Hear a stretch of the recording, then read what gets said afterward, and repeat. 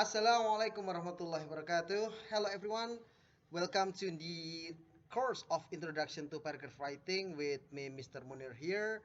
And for today, this is the meeting too because of the online situation. Yeah, we have to discuss about this from remote distance. But don't worry, for today we just learned a simple material that probably you have ever got in the high school before. Kayak jadi beberapa materi ringan to start writing yang mungkin sudah pernah diperoleh di aliyah ya atau SMA-nya kemarin ya. So here kita akan meng-highlight apa saja sih yang perlu kita pelajari di mata kuliah ini ya. So in writing tentu ada beberapa hal yang perlu kita perhatikan. First is of course the text ya. Jadi ini semacam jenis apa yang akan kita tulis nanti. Jadi mungkin kalau Anda ingat dulu ada genre teks naratif, ada deskriptif, ada exposition. Nah, semacam itu yang kita masukkan sebagai the text.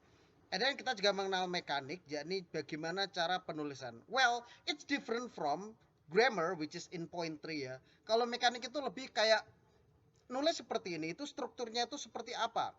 Ya, sama kayak tadi ya, kalau teksnya itu secara keseluruhan, mekanik itu tentang how to write down narrative, for example like di generic structure, kayak kan. Termasuk juga penulisan yang tepat seperti punctuation atau tanda baca, capitalization, atau mungkin agreement ya.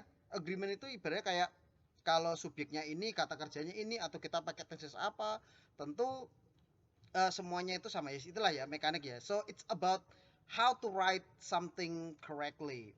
Kalau grammar itu lebih ke struktur kalimatnya ya. Jadi karena grammar di sini beberapa mungkin yang paling sederhana ya seperti tenses kayak gitu kan ya. Kayak gitu jadi kayak kita pakai teks apa tentu memakai tenses yang sesuai. Misalnya deskriptif ya tentu present. Kalau itu yang recount ya naratif lampau berarti pakainya yang past. Well, ada vocabulary and spelling. Ini jadi satu kesatuan ya. Vocabulary pasti ada spelling. Oke, ya ini tentang memperluas ini kosakata dari siswa ya dan tentu cara menulis yang tepat. Karena sometimes kita itu kayak bisa mengucapkan kata itu ya. Kata highlights kayak gitu ya. Kita nulis highlight, kita nulis kata course kayak gitu. Kita tahu course and highlight itu kita juga bisa memakainya. Tapi belum tentu kita itu disuruh nulis kayak tepat gitu ya, kayak verb 2-nya think ya, thought kayak gitu atau buy menjadi bought. Nah, itu Anda nulis kayak both itu gimana sih? Nah, itu juga masalah ya. Not only vocabulary tapi juga spelling. Oke ya. Oke, jadi ada 4 untuk highlight kita. Ada teks, ada mekanik, ada grammar dan vocabulary and spelling. Oke. Terus memasuki ke materi yang pertama ya. Jadi mekanik pertama yakni capital letters. Misalnya ini kalimat ini ya seperti hello I'm Ernie Anderson dan I'm a truck driver. Di sini ada gambar ada foto ya, picture itu tidak hanya gambar tapi juga foto saya dan istri saya. Kita dengan teman. Jadi di teks aslinya di sini ada gambar ya, ada foto orang-orang sedang menari kayak gitu kan. Nah ini si Ernie Anderson itu dia nyeritain kayak gitu ya. We are with our friends, we are dancer, dancing is not our work. Oke, jadi Yuten, menari bukan pekerjaan kita, hanya hobi. Oke ya.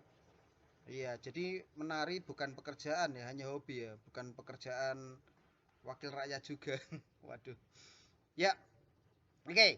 Nah, so tidak usah terlalu memperhatikan teksnya ya, but what is the mechanic? Jadi di sini mekanik itu adalah cara penulisan di sini. Yang pertama kapitalisasi. Awal kalimat itu pasti diawali dengan capital letter, nggak ada huruf besar ya, adanya huruf kapital ya. Oke. Nah, termasuk nama lengkap. Jadi seperti Ernie Anderson. Jadi Ernie-nya kapital, E-nya ya, Anderson juga A-nya kapital. And then untuk United States ya, dia dari US. Jadi U dan S-nya juga besar. Oke, termasuk yang lain. Lalu ada periods. Periods itu adalah titik. Jadi setiap akhir kalimat ya, at the end of the sentence itu selalu diakhiri dengan titik. Oke, we all know. Oke. Kelihatannya ini receh ya kayak gini ya. Tapi kalau Anda menulis like literally menulis by handwriting ya, misal di papan tulis ya, karena sebagian diri Anda mungkin nanti jadi guru atau apapun. Kan ketika Anda nulis di papan tulis, nah itu nanti ya ini tadi mengikuti basic mekanik yang memang sudah ditentukan ya. Kalau misalnya kita ngetik gitu sih mungkin kadang ada ini ya, ada auto correction ya. But when it's not, okay, so this is it ya. Jadi contohnya seperti di kalimat ini ya, this is a good sentence, this is not correct. Jadi yang this is a good sentence harusnya titik ya. But this is not correct. Oke, ya nama-nama dimulai dengan huruf kapital. Nah, jadi maksudnya nama itu pasti semuanya punya nama ya kayak pintu, laptop, oke kan tangan, oke. Tapi ini semua yang kita namakan sebagai general noun atau kata benda yang ini ya kata benda yang umum. Jadi nggak spesial kecuali kalau tangan ini punya nama. Nah itu nanti maknanya jadi lain ya. Misalnya saya kasih nama tangan saya ini apa ya? Apa ya, Sasuke kayak gitu ya. Ya tentu Sasuke ini akan punya nama ya, karena yang dimaksud nama di sini adalah proper noun ya. Proper noun adalah nama yang dimiliki suatu common noun. Oke. Ya itu memang nama spesial ya kayak apa ya kota kayak gitu kan umum.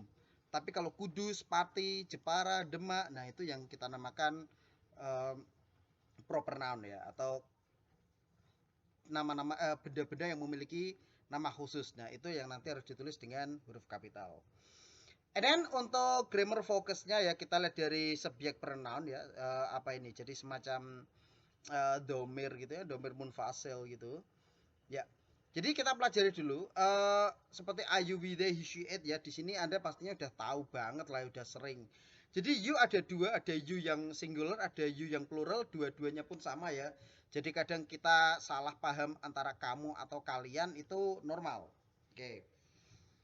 Nah, jadi di sini ada perbedaan. I itu berarti yang pembicaranya, you berarti orang kedua yang diajak ngomong, he, she, it itu berarti orang ketiga ya, the third person sama kayak they. Cuma he, she, it itu apa?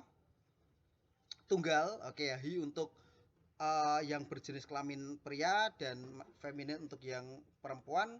It itu untuk benda, benda mati ya, dan juga binatang atau kita sebut saja selain manusia kayak gitu.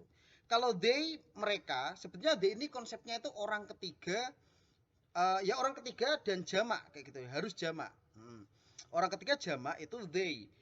Nggak harus orang ya, benda ketiga lah ya. Jadi termasuk bukan manusia. Jadi misalnya saya dan Mulyono. Nah, seperti itu misalnya itu kalau bukan saya, misalnya kayak Fufu Fafa dan Mulyono, nah itu kita sebut saja they. Tapi kalau kita punya misalnya HP 2 katakanlah, ya itu juga kita sebutnya they ya karena it's universal. Oke, nah setelah itu kita juga mengenal ada to be. Jadi I am, you are, he, she, it, oke, we are di sini sudah ada semuanya bisa dibaca sendiri ya. Intinya apakah setiap kalimat itu harus memiliki to be? Jawabannya tidak ya, karena to be ini hanya berlaku ketika kalimat itu tidak memiliki kata kerja. Oke ya. Nah, coba nanti kita bahas bareng-bareng di grup. Kalau misalnya ada pertanyaan silahkan ya. Di sini ada tugas untuk Anda.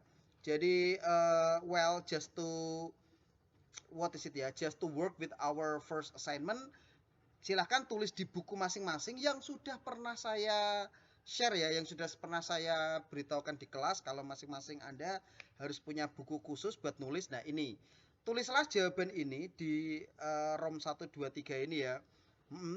Jadi seperti ROM 1 dan 2 Anda tidak perlu nulis soalnya lagi, langsung tulis jawabannya. Sementara yang ROM 3 Anda tulis ulang sambil menyisipkan jawabannya.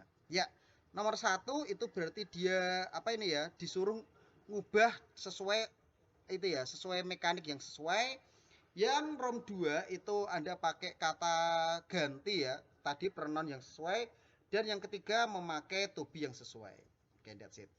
Alright ya, I will see you in the WhatsApp group for further discussion. See you and wassalamualaikum warahmatullahi wabarakatuh.